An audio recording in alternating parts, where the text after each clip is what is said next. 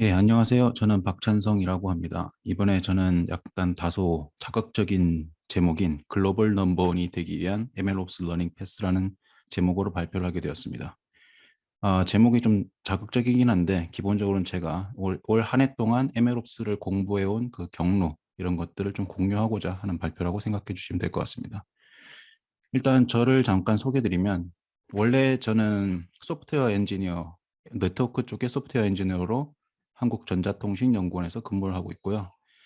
네, 일을 하다가 머신러닝 분야에 조금 관심이 생겨서 관련 커뮤니티를 좀 운영하고 있고 오늘은 구글 디벨로퍼스 엑스퍼트라는 타이틀로 여러분들께 발표를 드리게 되었습니다.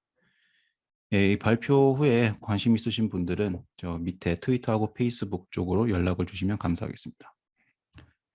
그래서 제가 왜 이제 MLOps 스터디를 하게 되냐 이 부분부터 이제 시작할 텐데요. 그 이유는 이제 두 가지로 나눠집니다. 근데 되게 단순한 이유인데요. 그래서 제가 제일 처음에 머신러닝이라는 걸 공부했을 때는 다들 지금도 마찬가지지만 모델링을 하는 방법 이런 걸 위주로 많이 다루죠. 온라인 코스라든지 책이라든지 보면 대부분 모델링을 다루는데 그 모델링의 의미를 제가 파악할 수 없는 거는 아니지만 제가 이제 새로운 모델을 만들어낼 능력이 없다는 것을 어느 순간부터 좀 인정하게 되었고요. 대신에 이제 제가 잘할 수 있는 부분이 무엇이냐 생각했을 때 기본적으로 소프트웨어 엔지니어로 살아왔기 때문에 소프트웨어를 개발하는 것은 꽤 해볼 만하다.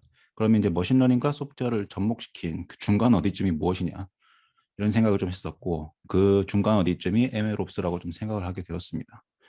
두 번째 이유는 이제 MLOps를 당시 공부할 때만 해도 많은 사람들이 얘기를 했는데 얘기는 많이 하는데 실제 그걸 구현했다는 사례, 뭐 아키텍처 같은 것도 많이 나와 있었어요. 근데 주변에 그걸 오픈 소스로 누가 공개를 했거나 그런 걸 실제 구현한 사례를 공개했다거나 이런 경우는 많이 못 본 것 같아서 이런 걸 좀 공부해서 사람들한테 좀 알리고 오픈하고 하면 컨트리뷰션도 할 수 있고 괜찮지 않을까 이런 생각에 그 두 가지 생각 때문에 MLOps를 좀 선택해서 올 한 해 동안 좀 집중해 보았습니다. 그래서 이제 MLOps가 그러면 제가 공부한 걸 말씀을 드려야 되니까 무엇인지 잠깐 간단하게 얘기를 드려보겠습니다. 그래서 MLOps라는 것은 이제 ML과 Ops라는 두 단어를 합친 신조어 같은 건데요. 이게 머신러닝하고 오퍼레이션이죠. 머신러닝이라는 걸 어떻게 운용할 것인가. 근데 운용이라는 게 여러 가지 측면이 있기 때문에 상당히 추상적으로 들릴 수밖에 없는 부분은 있습니다. 그래서 이제 사실은 근데 이 Ops라는 부분이 DevOps라는 용어의 Ops라는 부분을 차용해서 만들어진 단어라서 DevOps가 그럼 무엇인지 한번 되짚어 볼 필요가 있습니다. 그 DevOps라는 것은 이 위키피디아에서 따온 건데요. 보시면 아시다시피 고퀄리티의 소프트웨어를 지속적으로 배포를 하지만 동시에 시스템적으로 개발 라이프 사이클을 되게 간소화해야 되는 어떠한 목표를 가지고 있는 방법론입니다. 그래서 어떤 표준적인 방법이 정해져 있는 건 아니고요. 그 방법론을 실천할 수 있는 어떠한 것이든지 DevOps라고 부를 수 있는 것이죠. 그래서 이걸 약간 조금 더 풀어 설명해 보면 많이들 CI/CD라고 말하죠. 그래서 Continuous Integration, Continuous Deployment라고 말하는데 이걸 직역해 보면 지속적인 통합하고 지속적인 배포입니다. 그럼 여기서 이제 통합을 무엇을 해야 되냐? 지속적으로 무엇을 통합할 것이고 지속적으로 무엇을 배포할 것이냐라는 그 관점에서 보면 기존의 서비스를 개발하시던 분의 입장에서 보면 당연히 서비스 관련된 소프트웨어 컴포넌트가 될 수도 있고 서비스 자체가 될 수도 있고 그걸 엔드 프로덕트로서 이제 지속적으로 배포해야 되는 문제고요. 그럼 이제 뭐가 통합되었을 때 지속적으로 배포할 것인지를 이제 정의할 필요가 있죠. 그래서 기존의 소프트웨어로 뭔가를 만드셨던 그런 시대에서는 이 통합이라는 단위는 결국 새로운 기능을 구현한 코드인 거죠. 새로운 기능을 구현했던지 아니면 기존에 있던 코드를 유지 보수를 했던지 어쨌든 코드에 어떤 변화가 생기면 그 각각의 코드에 대한 그게 이제 통합되었을 때 지속적인 배포로 갔을 때 문제가 있을지 없을지에 대해서 일종의 단위 기능 검증 시험을 거친 다음에 그걸 통합시킨 다음에 배포까지 가는. 그래서 여기서의 말하는 통합 대상은 코드가 되는 겁니다. 그럼 이제 옵스라는 말을 빌려온 이 ML 옵스에서의 이제 통합이라는 것의 대상은 무엇인가? 이렇게 좀 이제 전이시켜서 생각해 볼 수 있죠. 예, 그래서 이 ML 옵스에서는 이제 여러 가지 요소들이 통합 대상이 될 수 있지만 크게는 코드하고 데이터라고 볼 수 있습니다.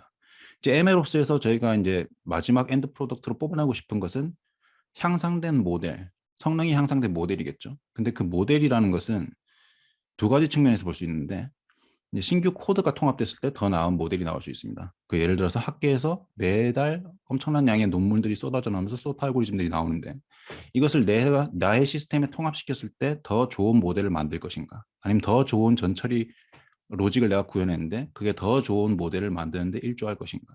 이런 거에 대한 궁금증이 생길 수밖에 없는 부분이고 이건 사실 이제 코드로 다 구현되는 것이기 때문에 코드가 이게 바뀌었을 때 그 코드를 통합해서 새로운 모델을 뽑아내는 그렇게 지속적으로 나가야 되는 부분이고요. 그리고 머신러닝 모델이라는 건 기본적으로 데이터를 학습해서 만들어진 거고 데이터에 기반한 것이기 때문에 근데 데이터는 변할 수밖에 없는 게 자연의 섭리잖아요. 그래서 데이터가 변했을 때 그 변한 데이터를 통합시켜서 그 통합된 데이터, 과거의 데이터하고 현재 데이터를 합치든지 아니면 신규 데이터만 하든지 어쨌든 데이터라는 것이 통합됐을 때도 모델이 만약 성능이 저하가 일어났다면 데이터를 추가한 그 통합된 걸 가지고 모델을 재학습시켜서 더 좋은 모델을 뽑아내야 된다. 이런 관점으로 볼 수가 있습니다. 근데 물론 여기 이제 여러 가지 이제 고려 사항들이 포함되어 있습니다. 그 예를 들어서 코드 모델링 같은 이런 코드는 어떤 식으로 단위 기능 검증을 할 수 있을 것인가? 아니면 모델의 성능 저하는 어떤 식으로 판단할 것이고 시스템적으로 어떻게 모니터링을 할 것인가? 아니면 신규 모델에 대한 코드를 내가 작성해서 배포했는데 배포하려고 보니까 기존의 모델보다 더 뛰어난지 어떻게 내가 확신할 수 있을 것인지 아니면 통합된 데이터로 재학습된 모델이 있는데 그 모델이 정말 배포될 만한 수준인지는 어떻게 확인할 수 있을 것인가? 이런 여러 가지 고려 사항들이 있습니다. 제가 이걸 일일이 여기서 다 대답을 못 해드리지만 시간상 뭐 이런 것들이 고려사항이 된다라고 보시면 되고요. 여기서 말은 이제 자동화가 CI/CD의 꽃이라고 적어놨는데 이제 자동화라는 건 여러 가지 측면에서 볼 수 있습니다. 이게 말 그대로 어떤 일련의 작업이 사람의 개입 없이 자동적으로 수행된다는 그런 의미로 볼 수도 있고요. 그것도 맞는 말이고 자동화하면 기본적으로 일련의 어떤 작업을 처리하기 때문에 파이프라인이라는 이 용어가 등장하는데 이 파이프라인이라는 용어는 여기 사진에서도 보시는 것처럼 일종의 사람들이 줄줄줄 서 있는 작업 라인이라고 보실 수 있어요. 근데 작업 라인에 한 명이 모든 일을 하는 게 아니고 A라는 사람이 일을 하면 그 일을 받아서 B라는 사람이 추가 작업을 하고 이래서 쭉 되는 거죠. 그래서 유의미한 단위로 작업을 쪼개가지고 나눠놓은 그런 것을 또 이제 자동화라고 볼 수 있는 거죠. 자동화 파이프라인. 그 파이프라인의 어떤 요소를 내가 교체를 하고 싶다. 그럼 그 부분만 유연하게 교체를 할 수 있어야 되는 그런 것까지도 포함한 것이 여기에 자동화라는 이 용어에 포함되어 있다고 볼 수 있을 것 같습니다. 그래서 이 MLOps라는 이제 개념을 실현하는 데서는 여러 가지 요소들이 필요한데요. 그 예를 들어서 하드웨어 인프라 같은 게 이제 필요하겠죠. 왜냐하면 아까 그 작업 라인에서 어떤 작업 라인의 그 작업 라인의 어떤 특정 컴포넌트 같은 경우는 데이터를 수용하는 그런 컴포넌트가 있을 수 있을 거고 어떤 컴포넌트는 데이터의 변형을 가하는 프리프로세싱을 하기 위한 컴포넌트가 있을 거고 어떤 건 모델 트레이닝을 시켜야 되는 컴포넌트가 있을 텐데 그 각각의 컴포넌트가 수행하는 작업은 수행한 그 워크로드의 크기가 다르기 때문에 그거에 활용돼야 되는 하드웨어 종류도 달라져야 되겠죠. 어떤 거는 고성능 CPU, 고성능 메모리, 어떤 건 그냥 스탠다드한 컴퓨터, 어떤 것은 GPU가 필요하고 어떤 거는 GPU도 분산돼 있는 아주 거대한 양의 GPU가 필요한 그런 워크로드로 분산이 될 수 있는데 그걸 다 지원하기 위한 하드웨어 인프라가 기본적으로 필요하고요. 이것을 이제 그 하드웨어가 그냥 생으로 이게 다 있으면 이거 관리하는데 엄청난 노력이 필요하기 때문에 이 인프라를 관리하기 위한 소프트웨어 인프라가 필요하고 그 인프라를 또 관리하기 위한 소프트웨어 도구가 필요하겠죠. 근데 이 기본적으로 이 인프라라는 이 틀은 머신러닝이라는 것을 고려해서 만들어지는 것은 아닙니다. 그냥 그 각각 개별적으로 존재하는 것이지. 그래서 이걸 가지고 인프라를 제가 구성을 했다고 해도 그 인프라를 ML이라는 머신러닝이라는 환경에 알맞게 변형을 해서 운영하기 위한 어떤 프레임워크가 필요합니다. 그리고 그 프레임워크 위에 제가 생으로 모든 걸 다 코딩해도 좋지만 스탠다드한 어떤 컴포넌트들이 이미 정의가 돼 있고 거기에 제가 원하는 기능만 애드온에서 구현할 수 있는 어떤 방법론이 존재한다면 그것을 10분 활용하는 게 제가 원하는 어떤 다양한 MLOps 시나리오를 시험하고 검증하는데 아주 유용하겠죠. 그래서 라이브러리도 필요하고 어떤 아이디어를 가지고 있는지 어떤 MLOps 시나리오를 가지고 있는지 이런 것도 중요하다고 할 수 있죠. 근데 이게 모든 걸 혼자서 다 할 수도 있어요. 근데 이걸 한 번에 다 문제를 해결한다고 하면 이제 제대로 했는지 그걸 검증하기가 상당히 어려워지는 부분이 있습니다.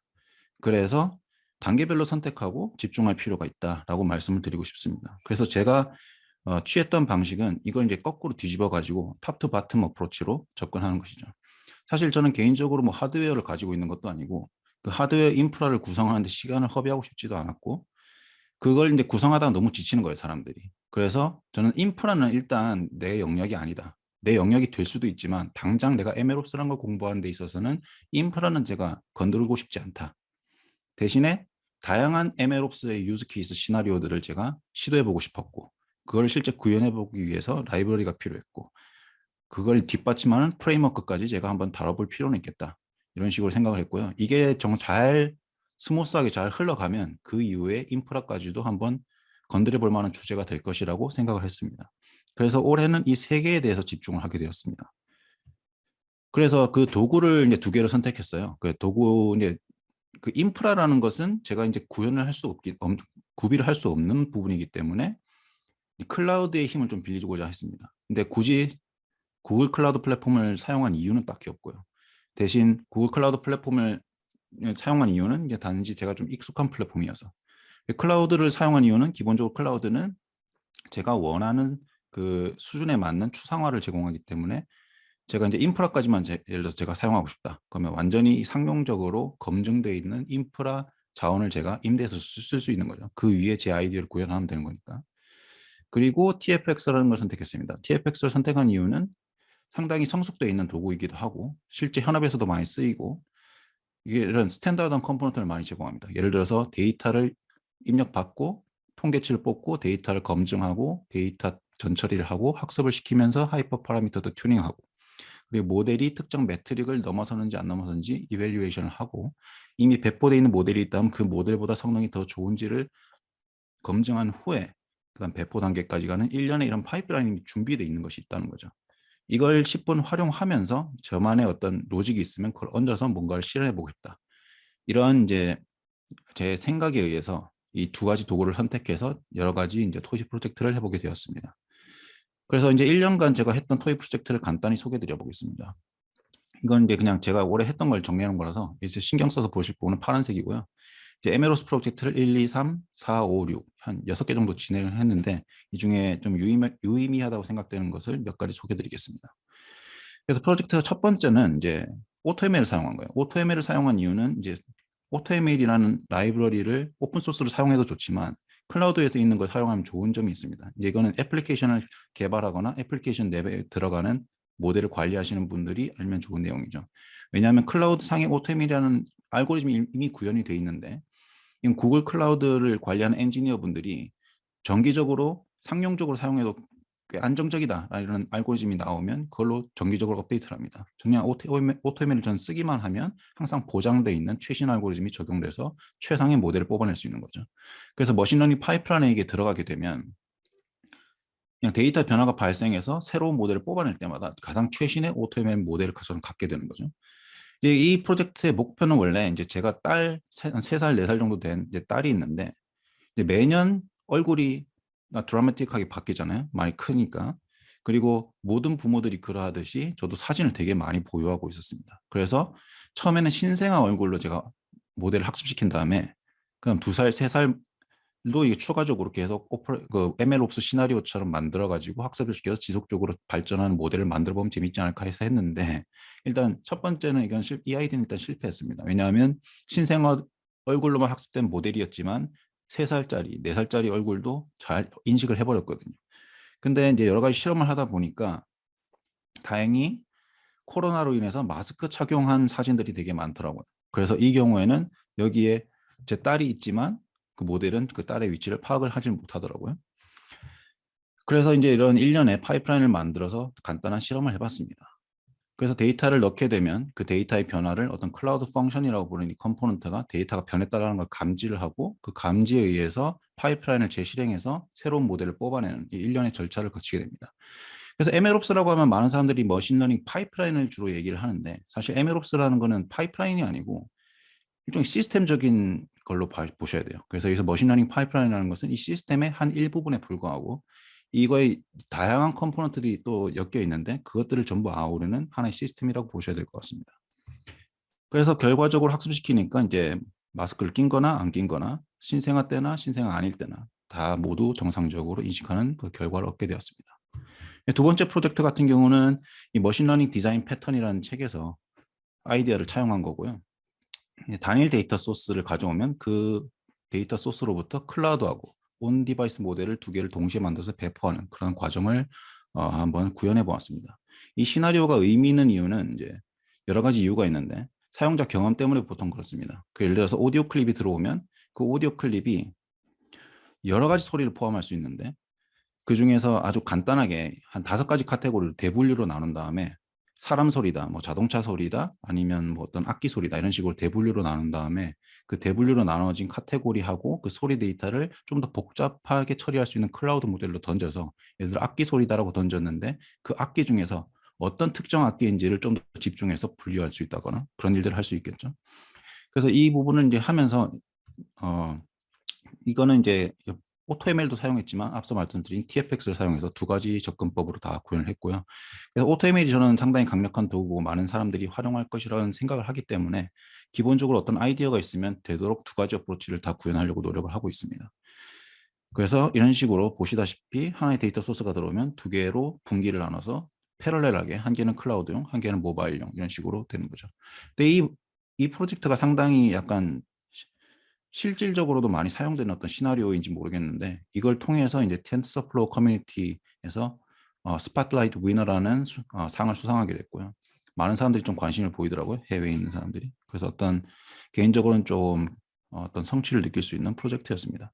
그래서 여러분이 어떤 MLOps 시나리오가 머릿속에 없다면 아까 말씀드린 것처럼 이런 머신러닝 디자인 패턴 이런 책을 보면 다양한 MLOps 시나리오가 나오거든요. 이런 것들 한 개씩 가지고 와서 실제 이 시나리오를 구현해 보면서 MLOps라는 시스템이 무엇이고 그 시스템을 구동하기 위해서 필요한 컴포넌트들은 무엇인지 이런 거에 대한 감을 얻을 수 있다. 이런 걸 말씀을 드리고 싶습니다. 그 3번째 프로젝트는 이제 조금 더 본론적으로 들어갑니다. 처음에 제가 설명드렸던 무엇이 통합될 것인가에 대한 이제 문제를 풀고 싶었던 거죠. 그래서 세 번째 프로젝트는 구글 클라우드 플랫폼하고 TFX를 활용한 것인데 코드가 바뀌었을 때 그거를 이제 시스템에 통합시키는 어떤 그런 통합시킨 다음에 그걸 기반으로 새로운 모델을 뽑아내는 어떤 시스템을 한번 구축해 본 것이고요. 그래서 GitHub 리포지토리에 어떤 코드가 바뀌면 그 바뀐 거를 GitHub 액션이라는 녀석이 감지하고 그럼 클라우드 빌드는 일련의 이런 작업들을 수행합니다. 저장소를 복제한 다음에 각각의 그 기능을 단위별로 시험을 해서 테스트를 거치지 못할 경우에는 더 이상 진행 안 하고요. 테스트를 통과했을 시 도커 이미지를 빌드하고 그 도커 이미지를 리지스트리에 업로드하고 그 다음에 그 업로드된 이미지를 기반으로 새로운 파이프라인을 트리거닝하는 그런 일련의 절차를 거치게 됩니다. 그 다음으로 이제 4번째 했던 프로젝트가 이제 두 파이프라인이 협업하는 구조해서 이제 데이터 변화를 대응할 수 있는 어떠한 MLOps 시스템인데요. 일단 정형 데이터 같은 경우는 이게 칼럼이 딱딱딱 나눠져 있고 거기 들어가는 데이터들이 다 무슨 의미를 가진지 알기 때문에 데이터 디스트리뷰션이 어떻게 변하는지 이런 것들을 실시간적으로 모니터링이 가능합니다. 근데 뭐 비정형 데이터 같은 걸로 만든 이미지 인식을 하는 모델이라든지 이런 거는 데이터 자체가 전부 다 그냥 바이너리이기 때문에 픽셀 데이터잖아요. 아니면 뭐 텍스트 데이터도 마찬가지지만 그럼 이거 실시간적으로 뭐 파악하기가 어렵기 때문에 일정 시간 동안 데이터, 사용자가 실제 사용하는 데이터를 샘플링해서 다 축적을 해놓은 다음에 그걸 배치 프레딕션을 해가지고 실제 현재 디플로이되어 있는 모델로 그 모에 쌓여 있는 데이터를 배치 예측을 한 다음에 현재 그 최신 데이터에 대해서 모델이 얼마나 성능이 나빠졌는지 이런 걸 판단하게 되는 거죠. 그래서 만약에 어느 정도 특정 트레스홀드보다 낮아졌다. 그럼 이제 다시 모델 트레이닝 파이프라인으로 요청을 보내서 학습을 하게 되는 이런 루틴을 타게 됩니다. 그래서 크게 모델 트레이닝 파이프라인하고 배치 프레딕션을 해서 이밸류에이션하는 파이프라인까지 이 2개를 파이프라인을 만들고 이 2개를 엮는 이런 과정까지 한번 만들어 보았습니다. 그래서 이 데이터 관리 같은 경우도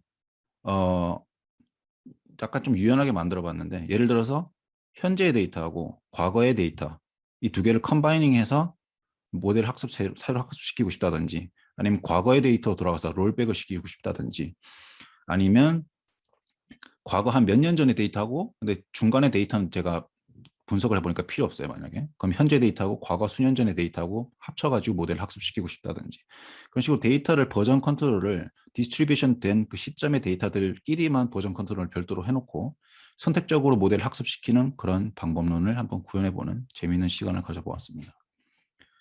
그걸 하면서 이제 TFX가 말씀드렸다시피 여러 가지 스탠다드한 컴포넌트를 제공하는데 거기에 얹어서 여러 가지 이제 저만의 사용자 정의, 커스텀 컴포넌트를 만드는 그런 재미도 좀 느낄 수 있었는데요.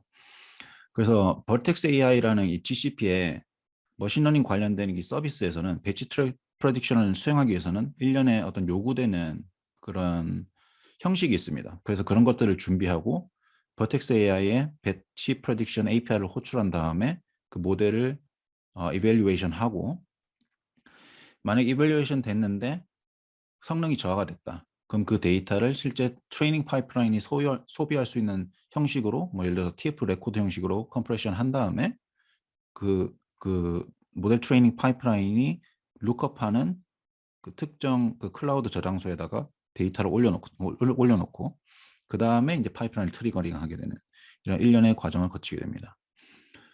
이렇게 한 네 가지, 말씀드린 건 6가지인데 지금 설명드린 건 4가지거든요. 한 요 정도 수행하면서 이제 여러 가지 성취가 있었다는 것도 있는데요. 근데 이런 것들이 개인적으로 이런 MLOps라는 걸 공부하는 데 있어서 상당히 고무적인 역할을 했다라고 말씀드릴 수 있을 것 같습니다. 그래서 처음에는 여러 가지 이제 성과가 있었는데 다 나열하진 않았고요. 그냥 제가 생각할 때 괜찮았다고 싶은 걸 몇 가지 적었는데, 이거 아까 말씀드린 이제 텐서플로우 커뮤니티 스팟라이트 위너라는 것을 제가 수상을 했고요. 그 관련된 스웨그도 받게 됐고, 근데 얼마 전에 구글에서 이제 공식적으로 진행한 행사인데 ML 커뮤니티 데이라는 행사가 있었습니다. 여기서 제가 아까 그 듀얼 디플로이먼트 그 시나리오에서 일종의 TFX의 커스텀 애드온 컴포넌트를 만들었는데 그 이름이 이제 파이어베이스 퍼블리셔입니다. 이게 공식적인 행사에서도 그 큰 네 꼭지 중에 한 개로서 소개가 됐고요. 이런 여러 가지 프로젝트를 하고 항상 저는 이제 블로그도 작성을 하고 여러 가지 홍보도 하고 해서 그런지 모르겠는데 이번에 탑 리저널 컨트리뷰터가 되었습니다. 그래서 관련돼서 트로피도 수상하게 되었고요. 그 대외적으로 이제 재미있는 활동들이 몇 개가 있었습니다. 이제 뭐 해외 발표도 많이 했지만 실제로 이걸 하면서 이제 TFX 팀하고 같은 미팅도 하기도 하고요. 그 북미에서 일어나는 머신러닝 서밋이라는 구글에서 하는 행사에서도 제가 발표를 제안했었고 그것에 뽑히긴 했습니다. 뽑히는데 이 행사가 취소되는 바람에 발표를 못했는데 여러 가지 핑퐁을 하면서 이런 기회들을 얻을 수 있었고, 그러면서 이제 TFX에도 실질적으로 제가 기여를 하기도 했고, 그러면서 대외 활동으로 국내에서도 발표를 하고 네덜란드 커뮤니티라든지 필리핀 커뮤니티 이런 쪽에서도 많은 발표 기회를 얻게 되었습니다. 그래서 이제 이런 프로젝트를 하면서 그걸로 끝나는 게 아니고 항상 저는 이제 프로젝트가 끝나는 사이클에 접어들면 항상 블로그를 작성합니다. 근데 이게 대충 적는 건 아니고 되게 익스텐시브한 양으로 많이 적거든요. 보통 한 10장에서 15장 사이로 적게 되는데, 근데 개인 블로그에는 보통 안 적는 편이고요. 이제 구글 클라우드 공식 블로깅 플랫폼이라든지 투어드 데이터 사이언스 많은 분들이 TDS로 하시는 그런 쪽에다 기고를 해서, 기고를 하게 되면 여기 계신 전문가들 분들이라든지 테크니컬 라이터들이 이거에 대해서 교정을 해주시거나 아이디어 보완이라든지 이런 아이디어를 교환하는 시간을 가질 수 있다는 점에서 상당히 의미 있는 그런 과정이고요. 그래서 이런 쪽에 또 게재가 되면 제 아이디어가 어느 정도 검증됐다는 것이기 때문에 개인적으로 뿌듯하기도 하고 많은 사람들하고 이제 공유가 돼서 나중에 인맥도 쌓게 되고 뭐 여러 가지 기회들이 더 생기게 되는 거죠. 그래서 기술 외적으로 뭘 배웠냐 이런 걸 보면 TFX가 아니고 머신러닝 오퍼레이션이라는 이것을 공부하기 전에는 이제 사실 이거에 대한 자료가 거의 없었어요. 근데 다들 말을 하니까 이건 도대체 누가 하는 걸까 이런 생각을 많이 했거든요. 근데 그냥 무작정 시작하고 이제 여러 가지 하다 보니까 결국은 누가 하면 된다 이런 건 없더라고요. 그 기술에 내가 파고들어서 거기서 내가 유의미한 걸 찾아서 하면 어떤 결과가 항상 나오더라고요. 그래서 내가 하면 되는 거라는 걸 일단 배웠고요. 그리고 이렇게 프로젝트를 하면서 외부 대외적인 활동도 하고 홍보도 하고 그 퍼스널 브랜딩 같은 걸 하다 보면 제가 원하든 원치 않았던 다양한 기회가 찾아오고 그 기회는 또 다른 기회를 파생시킨다. 이런 내용을 알게 되었습니다. 그리고 모멘텀을 잃지 않기 위해서 이제 자신만의 어떤 체계를 갖춰야 되는 필요도 있고요. 저 같은 경우는 프로젝트를 기획을 하는 단계에서 브레인스토밍을 하고 실제 단위 기능적인 테스트를 하기 위해서 기능을 구현을 하고, 그리고 이제 코어가 되는 만든 다음에 시스템적으로 다 엮고, 그 다음에 이제 그걸 이제 테스트를 하면서 이제 블로그를 조금씩 적기 시작해요. 블로그를 적는 과정이 결국 제가 다 아는 내용을 적는 거기 때문에 그렇게 어려운 작업도 아니고 머리에 부하가 다 걸리는 작업도 아니에요. 이제 그러면 블로그를 뚜두두 적으면서 또 다른 다음 프로젝트가 무엇이 될지에 대해서 상상의 나를 펼친 다음에 블로그 다 적으면 끝나기 무섭게 또 다른 프로젝트 넘어갈 수 있고, 이게 일종의 제가 이제 저만의 이제 모멘텀이라고 보시면 돼요, 그게. 그리고 말씀드렸다시피 제가 한 작업물은 대외적으로 많이 알려져 있는 그런 전문가들한테 항상 메일을 보내는 게 좋습니다. 내가 가지고 있는 어떤 아이디어긴 한데 이게 정말 의미 있는 아이디어인지 디스커션을 할 필요가 있죠. 그래서 그 사람이 답변을 하든 안 하든 하면 이제 나이스인 거기 때문에 그냥 일단 보내보세요, 메일을. 저는 하여튼 그런 걸 배웠고, 그렇게 해서 이제 TFX 팀하고도 연결이 됐고, 그 외에 다른 논문 쓴 저자들하고도 메일을 주고받기도 했고, 그런 다양한 기회를 얻을 수 있었습니다. 그래서 이런 것들이 이제 1년 동안 제가 알게 된 사실이고, 이런 체계를 갖추고 이제 내년에 뭘 할지를 좀 정해보았습니다. 내년에는 기본적으로 올해는 인프라는 제가 건들지 않고 다양한 MLOS 시나리오를 구현하기 위한 어떤 기초를 제가 다졌다고 생각하거든요. 그래서 이 기초를 다졌기 때문에 앞으로의 코딩이라든지 구현 같은 거는 좀 더 수월하게 빨리빨리 진행될 것이라고 생각합니다. 그래서 보다 다양한 MLOps 시나리오를 구현을 할 것이고요. 근데 이제 MLOps 관련된 템플릿 프로젝트들 보면 그 정형 데이터를 다룬다든지 아주 단순한 프로젝트들밖에 없어요. 그래서 이걸 다른 사람들이 커뮤니티에 제가 기여를 해서 그냥 가져다 쓰기 쉽게 만들 수 있도록 템플릿을 구현해 보면 어떨까 이런 생각을 좀 하고 있고, 그래서 뭐 이미지 인식이라든지 객체 탐지라든지 세그멘테이션 아니면 뭐 감정 분석, 그런 되게 커먼한 태스크에 대해서 다양한 그 시나리오에 MLOps 프로젝트 템플릿 같은 걸 구현해서 커뮤니티에 기여하고 싶다 이런 생각도 있고요. 그리고 탑 투 바텀 중에서 탑 쪽에 많이 제가 집중을 했는데 이제는 뭐 바텀 쪽으로도 내려가 봐야 되지 않을까 이런 생각도 합니다. 물론 제가 하드웨어 인프라가 없기 때문에 구글 클라우드에서 제공하는 GK를 사용한다든지 아니면 거기에서 제공하는 베어메탈 수준의 이제 VM들을 엮어가지고 직접 쿠버네티스를 올린다든지 그런 식으로 해서 그 바텀 쪽도 한번 건드려 보고 싶은 생각이 있습니다. 제가 하드웨어를 만들 수 없으니까. 그러니까 그것도 클라우드 힘을 빌리긴 해야 되지만 그걸 이제 그 위에다가 소프트웨어를 인프라를 쌓아가는 그런 것들은 얼마든지 학습을 할 수 있다고 생각하고 있습니다. 그리고 올해 처음 제가 이제 해외 커뮤니티 쪽으로 많이 활동을 하게 됐는데 내년에는 해외 커뮤니티 중에서도 약간 좀 강세를 띠는 북미 커뮤니티 이런 쪽으로도 발표를 많이 하고 싶고, 그리고 이제 텐서플로우 서밋 같이 좀 큰 행사에서도 한번 발표하는 목표를 잡아봤습니다. 그리고 아까 말씀드린 것처럼 블로그를 적게 되면 보통 10장, 15장 이렇게 익스텐시브하게 적기 때문에 이런 것들을 많이 모아서 다듬은 다음에 한 올해 말이나 내년 초쯤엔 오라일리 지필 제안도 해볼 생각이 있습니다. 그래서 지금까지 이렇게 발표를 드렸는데 MLOps라는 걸 어떻게 접근할지 좀 막막하신 분들이 많을 거예요. 그래서 물론 인프라를 자체를 건드려야 되시는 분들도 있는데 인프라까지는 건들지 않고 저같이 비슷한 상황에 처해 있다거나 아니면 시작을 저처럼 해도 되겠다 이런 생각이 드는 분들은 아마 제 자료가 좀 도움이 됐을 거라 생각하고요. 그런 쪽으로 만약 생각이 열려 있으면 저는 얼마든지 다른 사람들과 콜라보레이션 하는 것도 얼마든지 생각을 하고 있고 오픈되어 있다고 보시면 될 것 같습니다. 그래서 그런 쪽으로 같이 뭐 협업을 하거나 아이디어를 나누거나 디스커션을 하고 싶다. 뭐 현업에 계신 분이 오시면 더 좋고요. 왜냐하면 저는 이제 현업에 실제 사용되는 유즈 케이스들을 구현하는 것에 좀 더 관심이 있기 때문에 하여튼 그런 식으로 기회는 열려 있고, 아까 말씀드린 제 그 페이스북이나 트위터 쪽으로 연락을 해주시면 이제 다양한 그 협업을 해볼 수 있을 것 같습니다. 예, 발표 들어주셔서 감사합니다.